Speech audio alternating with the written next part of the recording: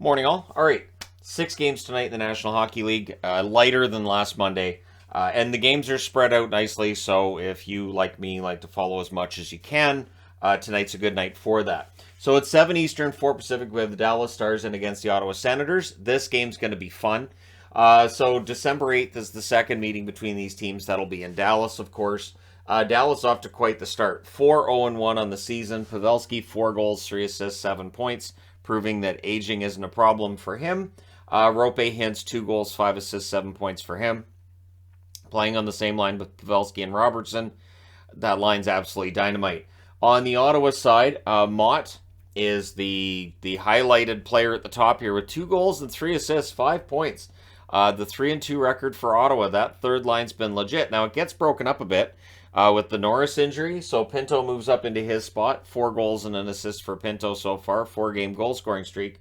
But if Ottawa's down or having any problems in this game, Pinto will probably end up getting thrown back onto that third line because that third line is not playing like a third line. They're playing more like a first or second line.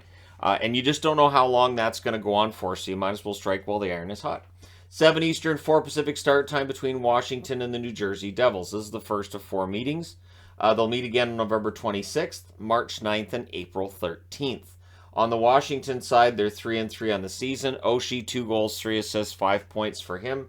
Kuznetsov, fresh off serving the 1-game suspension, has 5 assists in the 5 games he's played. And, I mean, they could use a goal or 2 from him as well. On the New Jersey side, of course, they're 3-2. They've won 3 in a row after dropping their first 2, much like Ottawa above them here. Mercer, 2 goals and an assist, starting to pick it up. And Jesper Bratt, who doesn't have a goal yet but has 8 assists. He's got to be pretty happy with his start to the season. So, yeah, for New Jersey, things have turned around kind of nicely after a rough start. We'll see if that continues tonight against Washington. 8 o'clock Eastern, 5 o'clock Pacific start time between Pittsburgh and the Oilers. I think this is going to be a really fun game, too. Really, I think the most entertaining games are probably going to be every other game on this board. And I'm just saying that because St. Louis and Winnipeg might be a defensive matchup in the end, but we'll see. There's some good matchups tonight. So the next meeting between Pittsburgh and the Oilers, of course, in Pittsburgh on February 23rd. Pittsburgh 4-0-1 on the season. Danton Heinen's off to a great start. 3 goals, 3 assists for him. Malkin, solid start for him as well. 3 goals and 2 assists. So there's been scoring from all around. Crosby, of course, excellent start for him. But even when he's not scoring, they're getting scoring from elsewhere. On the Oilers side, they're 2-3. Draisaitl with 2 goals and 6 assists so far this year. Zach Hyman with a goal, 3 assists for 4 points. And of course, I'll be curious to see just how many goals we get in this game. It might be a 6-5, 8-6 game. That being said, we might have expected that between the Oilers and the Blues, and we get a really defensive matchup instead. 8 Eastern, 5 Pacific, the aforementioned Blues are in against the Winnipeg Jets. This is the first of 4 meetings between these teams.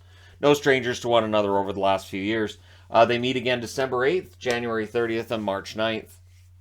St. Louis, the only undefeated team left in the NHL at 3-0. Falk, 3 goals and an assist. Great start to the season for him. When you get 3 goals from a defenseman in 3 games, that's a good bonus for you. Tarasenko with 2 goals, 4 assists, 6 points in a contract year, so he may record a lot of points. On the Winnipeg side, they're 2-3 on the season. They had the win over Colorado where they looked good. Lost to Vegas, and then they lost on the weekend. And yeah, Winnipeg, it's really kind of up in the air about which team you're going to see this year. Is it going to be a competent team that gets back into the playoffs, or are we going to see more inconsistency? Dubois, 2 goals, 2 assists, 4 points. Of course, next summer there'll be questions probably about Dubois because they're being asked now anyways. Pionk, 3 goals and an assist for him. He's had a solid start to the season. 3 goals from a defenseman. Again, you're happy if you have that this early in the year. At 10 Eastern, 7 Pacific, we have the Toronto Maple Leafs and the Vegas Golden Knights. This could be a lot of fun as well.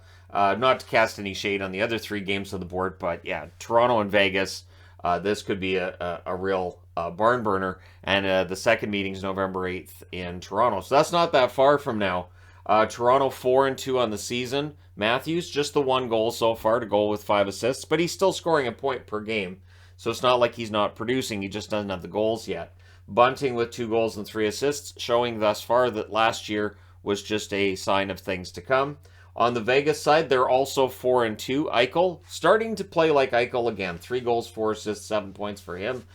Jonathan Marchessault, everything that he can put at the net goes in the net. 5 goals, an assist, and 6 points. Marchessault, I have no idea why I kind of added this noise. I had no idea. That was just a throwback. 10:30 Eastern, 7:30 Pacific start time between Carolina and Vancouver. Yep, 7:30 start time in Vancouver. So we'll be able to give our undivided attention to this game. Oh boy. 3-1-1 record for Carolina coming off back-to-back losses, so they'll probably be pretty ornery. Svechnikov, 6 goals, 2 assists. He's off to a roaring start. Necas is as well. 3 goals, 4 assists, 7 points for Necas. On the Vancouver side, they're 0-4-2. Pettersson, 3 goals and 3 assists thus far. But he's been scoreless the last couple, I do believe.